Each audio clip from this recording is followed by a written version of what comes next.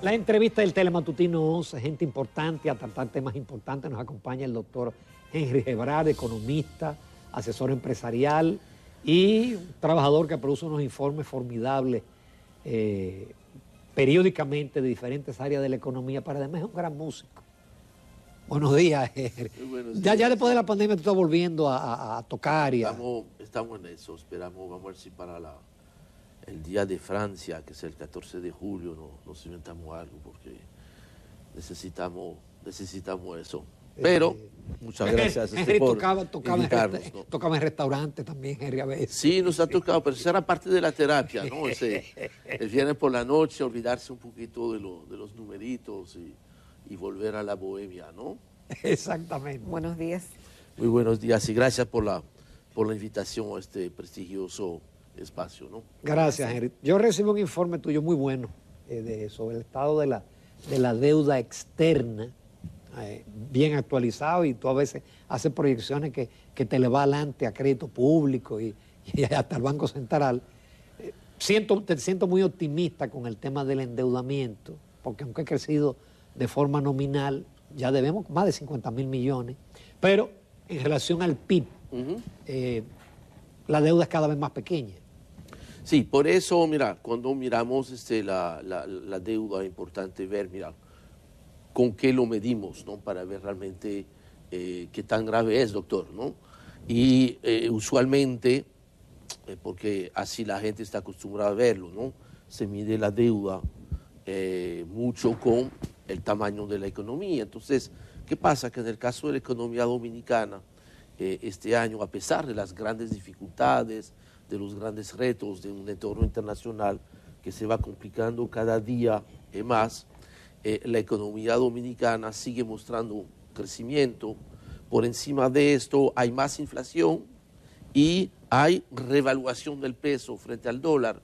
Esto hace que recientemente, a final de marzo, las autoridades económicas, estamos hablando de este grupo conjunto de Economía y Planificación, Hacienda, el Banco Central, publicaron un nuevo marco macroeconómico con fecha de 28 de marzo para actualizar, que eso es lo que hacen cada trimestre, ¿no? Para actualizar y sincerizar un poco el nuevo entorno. Producto de esto, llama mucho la atención que en el presupuesto del 2022, que fue el que se aprobó a final del año pasado, sobre la base del marco macroeconómico del mes de agosto del año pasado, donde todo pintaba un poco diferente, especialmente el tema del petróleo. Se decía que ya en 3 o 4 meses del próximo año ya todo estaba resuelto. Entonces, al actualizar este marco macroeconómico, uno de los datos más relevantes en los cambios es el tamaño de la economía medido en dólares. En el presupuesto se hablaba de 96.000 millones de dólares y ahora la proyección habla de 107.000 millones de dólares. O sea que por primera vez en la historia económica de la República Dominicana, la economía ya pasaría este nivel importante de los 100.000 millones de dólares. Entonces, obviamente, por más, prácticamente en comparación con el cierre del año anterior, equivaldría a un incremento de un 23% en dólares. O sea que por más que te haya porque subido... en la pandemia se perdieron como 10.000 millones de dólares del PIB. Sí, prácticamente, mira, el año pasado recuperamos todo lo que se había perdido y un poquito más. Y efectivamente, este año, ¿qué pasa? En vez de 5,5%, 5,5% era la proyección del crecimiento de la economía en el presupuesto, se revisó ligeramente a la baja, lo cual yo creo que es correcto, porque las expectativas no son que se va acelerando el crecimiento, pero a pesar de eso, como hay mayor inflación, fíjate que en el presupuesto se hablaba de 4%, ahora se habla de 8% en el presupuesto, que uno podrá pensar, mira, quizás es hasta un poco optimista pensar que se quede solamente en 8%, porque hay muchas presiones para que sigan subiendo precios. Entonces, eso ayuda a que la economía en peso crece más, porque hay más inflación, mayor peso en pesos, y esto, en vez de dividirlo por una tasa que supera los 60 pesos, que es lo que había en el presupuesto, ahora estamos hablando de 57 pesos. Entonces, eso explica el por qué crece tanto en dólares el PIB. Efectivamente, porque sí hay crecimiento real, hay mucho más peso por la inflación y son más dólares porque estamos dividiendo por una tasa de cambio más baja, porque efectivamente, mira, en febrero fue una sorpresa de mayor tamaño, es que el dólar prácticamente bajó 3 pesos en un solo mes, cosas que no se veía desde la época justo después de la crisis bancaria del 2003-2004. Entonces, todo eso ha hecho que efectivamente el tamaño de la economía medido desde fuera en dólares es muy superior a lo que había en el presupuesto.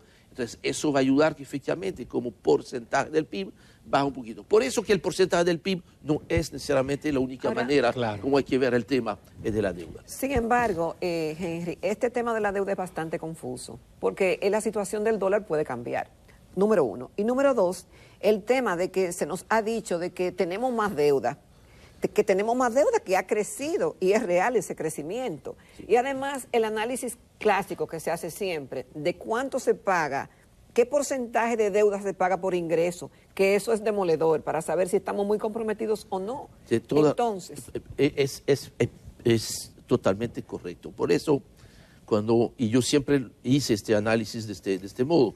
Claro, se presenta eso porque es lo que la gente está acostumbrada a ver. Perfecto. Y eso nos puede ayudar a ver, mira, porque también es la forma como mucha gente te ve desde fuera. Ahora bien, lo que realmente cuenta para un país como la República Dominicana es que cuánto de los ingresos del Estado se tiene que destinar al servicio de la deuda, pago de capital e intereses. Ahí lo que sería lo ideal es volver netamente debajo del 40%, de este 40%, inclusive, mira, ojalá inclusive llegar a un 30% del PIB. Actualmente vamos a estar ligeramente arriba del 40% de los ingresos proyectados, pero habría que volver al nivel donde estaba antes de la crisis financiera del 2008-2009, cuando en este momento prácticamente la República Dominicana no tenía déficit fiscal y el servicio de la deuda no superaba el 30%. Ahora, si vemos el tema del pago de los intereses, que quizás sea la mejor parte más importante, que yo creo que es quizás el indicador más puro, ¿no? Si se puede decir, porque cuando tú mides el porcentaje de los ingresos mezclando con los pagos de capital, te puede confundir un poquito, porque si tú logras jugar un poco con las fechas de pago, renegociar y eso, pues te puede confundir un poquito. Lo ideal es pago de interés, y ahí estamos con un 20% de los ingresos que se dedica a eso. ¿Qué quiere decir? Que, por ejemplo, para que le hable más a la gente, tenemos que hacernos una pregunta como país, que si es sostenible desde un punto de vista de desarrollo y desde un punto de vista social, dedicarle más dinero al pago de intereses que al presupuesto de salud. Sí. Pero yo tengo y casi se aproxima al de educación. No, le falta un punto y pico. No, por dicha le falta todavía, pero realmente, mira, cuando prácticamente estamos gastando en pago de intereses prácticamente el doble de lo que se está gastando en el sector salud, esto son preguntas muy importantes que hay que hacerse y que muestran que todavía falta ver cómo reestructuramos ciertas cosas, cómo se reforman ciertas cosas, pero nunca hay un buen momento para hacerlo. Cuando la economía va bien, obviamente no hay ningún incentivo para hacerlo, y cuando la economía va mal, tampoco es el momento para hacerlo. Henry, yo tengo una pregunta. Es que usted decía que en el 2007, 2008, 2009 no teníamos déficit fiscal. Yo quiero preguntarle, ¿es una economía exitosa con déficit fiscal? Y puede responderme, me voy a adelantar, pero que los países, incluso los grandes, tienen déficit fiscal. Pero, ¿qué es mejor y qué es más exitoso? ¿Una economía con déficit y sin déficit? Y la República Dominicana, 2007, 2008, 2009, sin déficit, y una economía creciendo ahora, exitosa con déficit. Es como en la casa de uno. Es como en la casa de uno. Si tú pides un préstamo para comprar una casa, eso es déficit. Para comprar la casa, bueno, tú te estás endeudando y tú te estás creando un déficit, pues un déficit bueno, porque tú estás invirtiendo en algo que se te va a quedar. Ahora, si tú pides prestado a través de la tarjeta de crédito para irte de fiesta y de rumba con los infraestructura, eso puede ser bueno siempre y cuando obviamente Sí, haya una retribución. haya una retribución a la sociedad, o que esas infraestructuras van a permitir hacer crecer la economía, que entonces posteriormente, porque en realidad endeudarse es también un tema de equidad o desigualdad generacional, porque cuando yo creo un déficit, ¿qué estoy haciendo? Yo estoy trasladando a las generaciones futuras Una responsabilidad. el costo de no cosas que participó. estamos haciendo ahora. Entonces, si es para un gasto que beneficia solamente a la gente de ahora, eso es muy injusto. Que del mismo modo sería muy injusto decir, como a veces yo lo escucho, eso yo no lo comparto, que aquí debo tener déficit cero, porque déficit cero, ¿qué significaría? Que el puente, el hospital que estamos construyendo hoy, que va a dar beneficio para las próximas generaciones, lo está pagando solamente la gente de hoy. Eso tampoco es justo. Por eso no es ni bueno ni malo el endeudamiento o el déficit, va a depender uno del tamaño, que tiene que ser soportable, en una economía como la economía dominicana. Bueno, sabemos que un déficit menor del 2% es excelente, y arriba del 3% ya estamos en una zona de turbulencia, salvo si hay mucho crecimiento. Entonces, y lo otro, además del tamaño de la deuda, es qué estamos haciendo con el dinero. Por ejemplo, con el tema del COVID, todos los países del mundo tuvieron que endeudarse mucho más allá de lo que uno entendía prudente y recomendable. Pero, ¿por qué se justificaba? Porque si no se hacía, la gente se moría. Entonces, sencillamente, la gente se moría o por enfermedad o porque todos los negocios iban a desaparecer. Entonces, esta deuda está ahí y casi uno debería de pensar, y se está discutiendo inclusive a nivel internacional, de que hoy en día, cuando estamos viendo la deuda de los países, casi habría de separar lo que se puede llamar la deuda COVID, la deuda que fue por pagar el COVID, y no mezclarla con la otra, porque esta fue realmente algo excepcional que ni modo, se tuvo que hacer, y ahí se gastó bien, se gastó mal, pero había que hacerlo, ¿no? O sea, no había otra alternativa. Y eso es parte... Y había que subsidiar a los trabajadores, había que subsidiar a las empresas. Lo mismo que ahora, mira... Pero y subsidiaron aquí. Lo mismo que... Sí, Jacqueline. Oye, y el quédate en casa, y eso fue monstruoso. Ya, que ahí la verdad, uno de los países que más... No, perdón, aquí no hubo más pobreza, no aumentó más la pobreza por los subsidios. No, de hecho hay un estudio muy, vamos a decir, muy honesto que hizo el Ministerio de Economía, Planificación y Desarrollo, reconociendo que los programas que fueron iniciados e implementados por el gobierno anterior, sí, contribuyeron de manera muy significativa a que no se disparara la pobreza. Ahora, estamos hablando de que fue una intervención muy fuerte en la economía, pero el resultado está ahí también. O sea, cuando ustedes se fue 2020. Sí, a partir del 2020. O sea, lo que se hizo durante el primer semestre, esos 3 programas, Quédate en Casa, el PATI, fase 1, fase 2, que tuvo un costo muy grande, especialmente Quédate en Casa, que fue realmente el más costoso de los programas.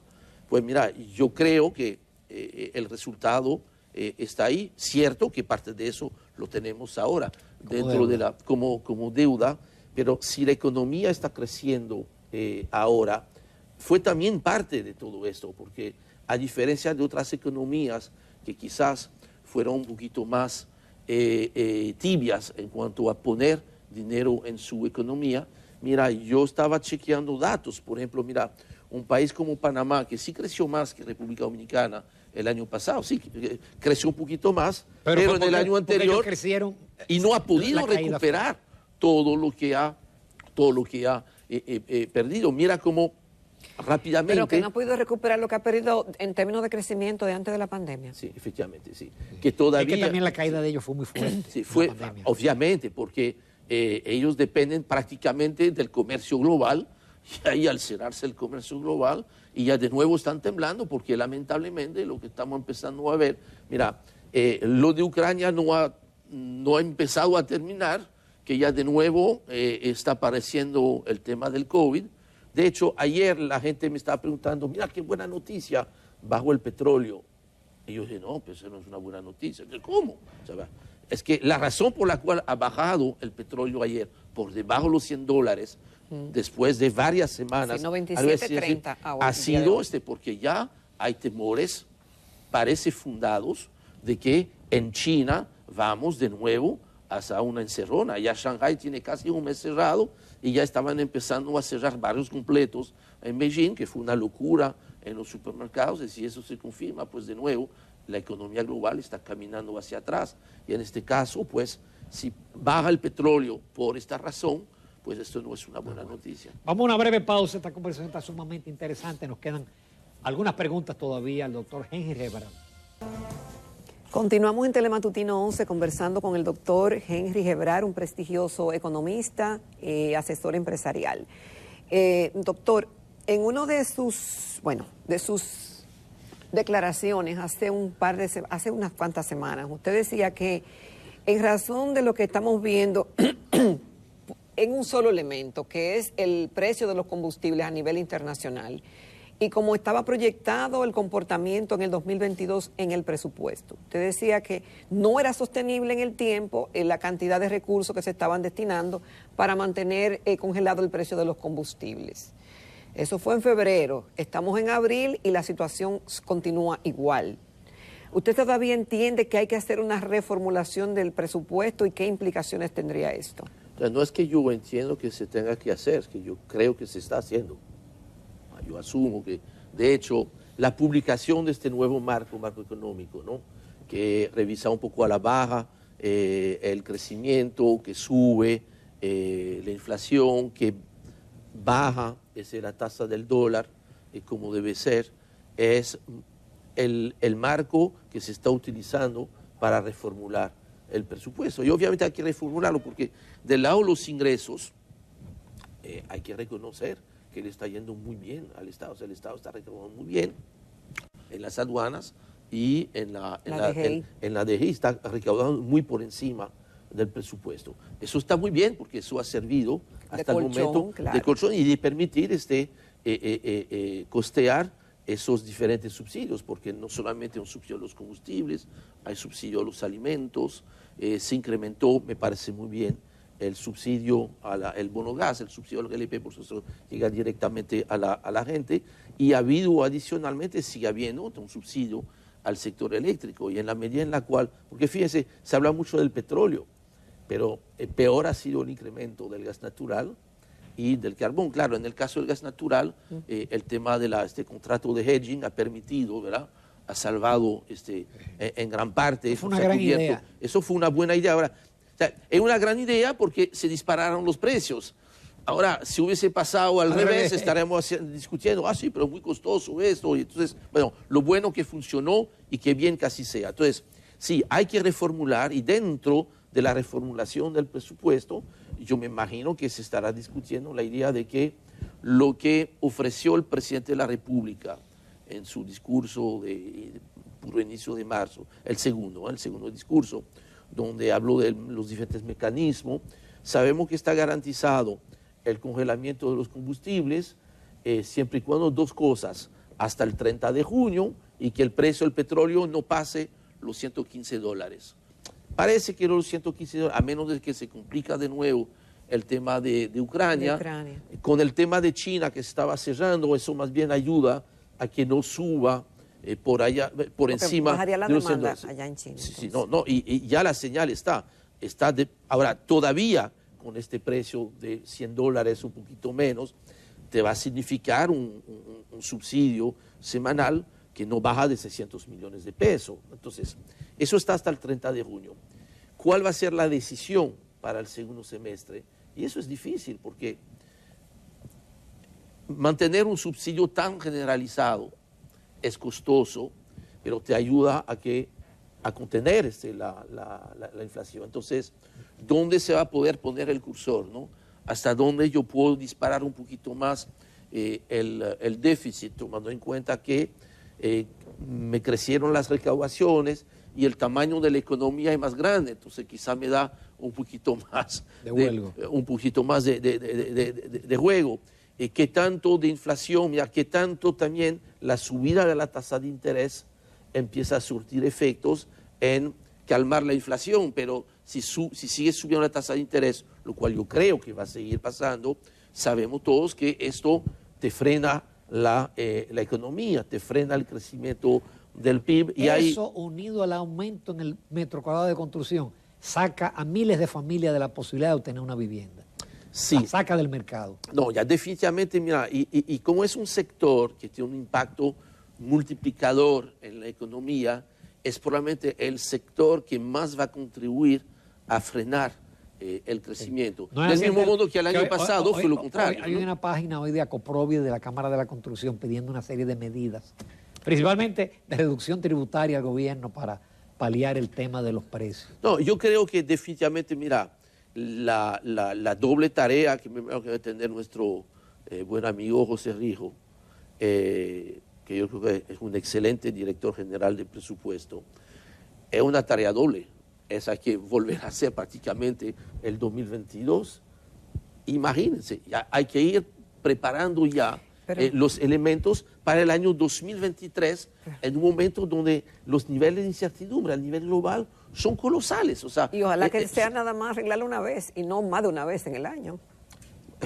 Bueno, eso, imagínense que entre lo que puede pasar entre hoy y el mes de septiembre, nadie sabe lo que va a pasar con Ucrania, nadie sabe lo que va a pasar con China, nadie sabe, mira, en qué medida ya estamos viendo en Europa que el problema en las próximas semanas ya no va a ser tanto, en el caso de ellos, ya el alto precio de los alimentos, sino la misma disponibilidad de los alimentos. Ya en supermercados de Inglaterra, de Francia, de España, están limitando las compras de algunos productos, aceites, harina, pan, papel y todo eso, porque efectivamente es una situación complicada.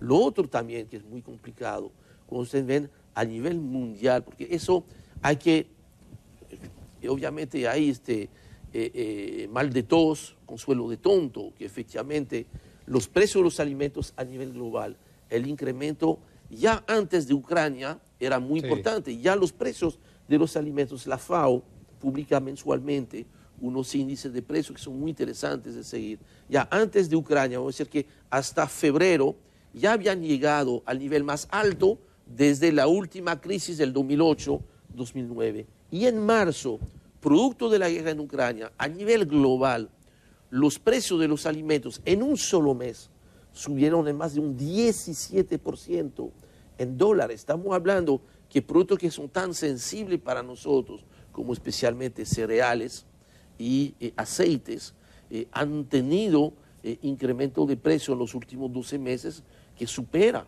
el 50% a nivel global. Entonces, y no se vislumbra a corto plazo una mejora, inclusive es posible que empeore antes de mejorar. Entonces son situaciones de verdad complejas y qué bien que tenemos sectores que todavía están creciendo, o sea, zonas francas han tenido un desempeño extraordinario, turismo, a pesar de la pérdida dura que va a representar la pérdida del mercado de Rusia y de Ucrania, porque este año se proyectaba casi 700.000 turistas desde Rusia y Ucrania. Fíjense, estaba chequeando los datos, de punto de vista ya no macroeconómico, sino local.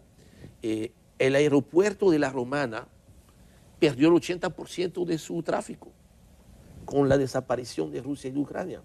Era el aeropuerto que concentraba realmente la llegada. Entonces, de un día para el otro, este aeropuerto pierde el 80% de su tráfico. Esto tiene impacto, obviamente, en el alrededor, porque todo eso era movimiento a nivel local. Entonces, estamos frente a muchas incertidumbres y es probable que haya que prepararse para días más complicados. A pesar del optimismo que podemos mostrar, es cierto que a nivel macroeconómico vamos a seguir exhibiendo buenas cifras, pero la economía a nivel macro es una cosa. Y mira, si la economía crece, pero la economía de la gente no crece, entonces este crecimiento no nos sirve. Qué pena no tener más tiempo, Henry, pero formidable, porque se me quedaron muchísimas preguntas sobre la deuda consolidada, el tipo de cambio, pero ya habrá oportunidad.